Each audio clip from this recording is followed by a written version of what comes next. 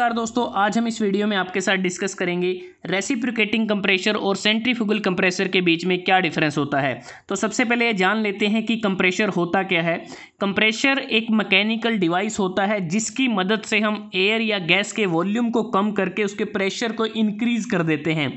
उसके बाद जो रेसिप्रोकेटिंग कंप्रेशर और सेंट्रीफ्यूगल कंप्रेसर कैसे एक दूसरे से अलग हैं, तो हमने कुछ फैक्टर को कंसीडर किया है जिसके आधार पर देखेंगे कि कैसे ये दोनों कंप्रेसर एक दूसरे से अलग हैं।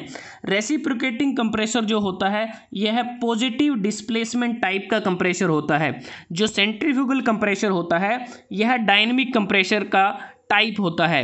उसके बाद जो रेसिप्रोकेटिंग कंप्रेसर है इसको पिस्टन कंप्रेसर के नाम से जाना जाता है और सेंट्रीफ्यूगल कंप्रेसर को रेडियल कंप्रेसर के नाम से जाना जाता है।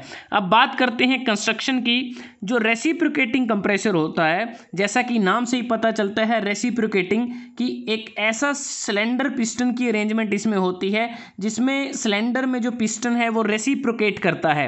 अगर कंस्ट्रक्शन देखें आप तो इसमें ये कनेक्टिंग रोड है, क्रैंक साफ्ट है, पिस्टन रोड है, यहाँ पर पिस्टन लगा है, ये सिलेंडर होता है और ये इसका सक्शन होता है और यहाँ से डिस्चार्ज होता है। तो ये अरेंजमेंट रहती है रेसिप्रोकेटिंग कंप्रेसर में। अगर सेंट्रीफ्यूगल कंप्रेसर की बात करें तो इसमें एक ये स्क्रॉल केसिंग होती है और इसमें एक इम्पेलर होता है जो रोटेटिंग पार्ट होता है, जो एयर जो इनटेक होती है उसकी वेलोसिटी को इंक्रीज करता है, साथ में प्रेशर को भी राइज करता है।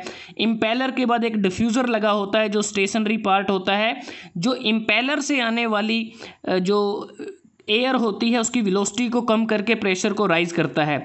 और यहाँ जो आउटलेट होता है यहाँ से कंप्रेस्ड एयर को या गैस को डिलीवर किया जाता है। उसके बाद बात करते हैं डिस्चार्ज की। रेसिप्रोकेटिंग कंप्रेसर के केस में कम डिस्चार्ज हमें मिलता है। एक प्रकार से कम डिस्चार्ज और हाई प्रेशर रेशो के लिए ये सूटेबल रहता है। अगर बात करें सेंट्रीफ्यूगल कंप्रेसर की तो यह लार्ज या हाई डिस्चार्ज और लो प्रेशर के लिए ज़्यादा उपयुक्त रहता है। उसके बाद है वेट की बात करें तो रेसिप्रोकेटिंग जो कंप्रेसर होता है इसका वेट सेंट्रीफ्यूगल कंप्रेसर के मुकाबले ज़्यादा होता है और सेंट्रीफ्यूगल कंप्रेसर का वेट रेसिप्रोकेटिंग कंप्रेसर के मुकाबले कम होता है।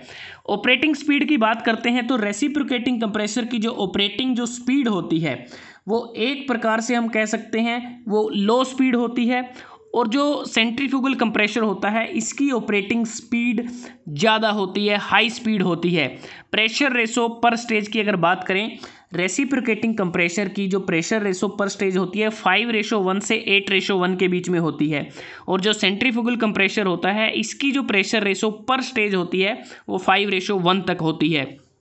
Noise and vibration, reciprocating compressor के केस में ज़्यादा नॉइस प्रोड्यूस होती है, ज़्यादा वाइब्रेशन होती है, लेकिन सेंट्रीफ्यूगल कंप्रेसर के केस में जो ऑपरेशन है वो ज़्यादातर साइलेंट ही रहता है। मेंटेनेंस की अगर बात करें, रेसिप्रोकेटिंग कंप्रेसर में ज़्यादा स्लाइडिंग पार्ट होने के कारण हमें ज़्यादा मेंटेनेंस करने की ज़रूरत होती है, लेकिन सेंट्रीफ्यूगल कंप्रेसर में स्लाइडिंग पार्ट की अब्सेंस होने के कारण हमें कम मेंटेनेंस की आवश्यकता होती है। इंस्टॉलेशन कॉस्ट, रेसिप्रोकेटिंग जो कंप्रेसर होता है इसकी इंस्टॉलेशन कॉस्ट ज़्यादा होती है, सेंट्रीफ्यूगल कंप्रेसर की इंस्टॉलेशन कॉस्ट कम होती है। उसके बाद ओवरऑल प्राइस की अगर बात करें, रेसिप्रोकेटिंग कंप्रेसर मोर एक्सपेंसिव, ज़्यादा महंगे होते हैं, जबकि जो सेंट्रीफ्यूगल कंप्रेसर होते हैं ये रेसिप्रोकेटिंग कंप्रेसर के मुकाबले सस्ते होते हैं। कंप्रेशन एफिशिएंसी, कंप्रेशन एफिशिएंसी की बात करें, अगर रेसिप्रोकेटिंग कंप्रेसर की जो प्रेशर रेशो है वो 2 से ज़्यादा है तब कंप्रेशन रेशो जो कंप्रेशन एफिशिएंसी है वो ज़्यादा होती है। अगर सेंट्रीफ्यूगल कंप्रेसर की बात करें, अगर इसकी जो प्रेशर रेशो 2 से कम है तो इसकी जो कंप्रेशन एफिशिएंसी है वो ज़्यादा होती है। मैकेनिकल एफिशिएंसी की बात करते हैं, रेसिप्रोकेटिंग कंप्रेसर की मैकेनिकल एफिशिएंसी काफ़ी पुअर होती है, कम होती है, क्योंकि इसमें ज़्यादा स्लाइडिंग पार्ट होते हैं इसलिए। और जो सेंट्रीफ्यूगल कंप्रेसर है इसमें स्लाइडिंग पार्ट की अब्सेंस होने के कारण मैकेनिकल एफिशिएंसी रेसिप्रोकेटिंग कंप्रेसर के मुकाबले बढ़िया होती है या ज़्यादा होती है। आइसोथर्मल या आइसेंट्रोपिक एफिशिएंसी की अगर बात करें, रेसिप्रोकेटिंग कंप्रेसर की जो आइसोथर्मल एफिशिएंसी है वो बढ़िया होती है, बेटर होती है, जबकि सेंट्रीफ्यूगल कंप्रेसर के केस में आइसेंट्रोपिक एफिशिएंसी इसकी बेटर होती है। उसके बाद अगर फ्लो की बात करते हैं, जो रेसिप्रोकेटिंग कंप्रेसर होता है इसमें जो हमारा जो एयर या गैस है वो इंटरमिटेंटली वो फ्लो करती है, एक प्रकार से पल्सेटिंग फ्लो होता है। लेकिन जो सेंट्रीफ्यूगल कंप्रेसर होता है इसमें रेडियल फ्लो होता है, क्योंकि जो एयर या गैस है वो एक्सियल डायरेक्शन में वो एंटर करती है और रेडियल डायरेक्शन में वो बाहर निकलती है, तो रेडियल फ्लो इसमें हम कह सकते हैं। उसके बाद बात आती है एप्लीकेशन की कि इन दोनों कंप्रेसर को कहाँ इस्तेमाल किया जाता है। अगर एप्लीकेशन की बात करते हैं, रेसिप्रोकेटिंग कंप्रेसर जहाँ पर हाई कंप्रेशन रेशो पर स्टेज की ज़रूरत होती है बिना हाई फ्लो रेट के, तो इसका इस्तेमाल किया जाता है। जैसे बोटलिंग इंडस्ट्री में, गैस फिलिंग स्टेशन या गैस पाइपलाइंस में, ऑयल रिफाइनरीज में, केमिकल प्लांट में, रेफ्रिजरेशन प्लांट में, नेचुरल गैस प्रोसेसिंग प्लांट में इसका बहुत ज़्यादा इस्तेमाल किया जाता है।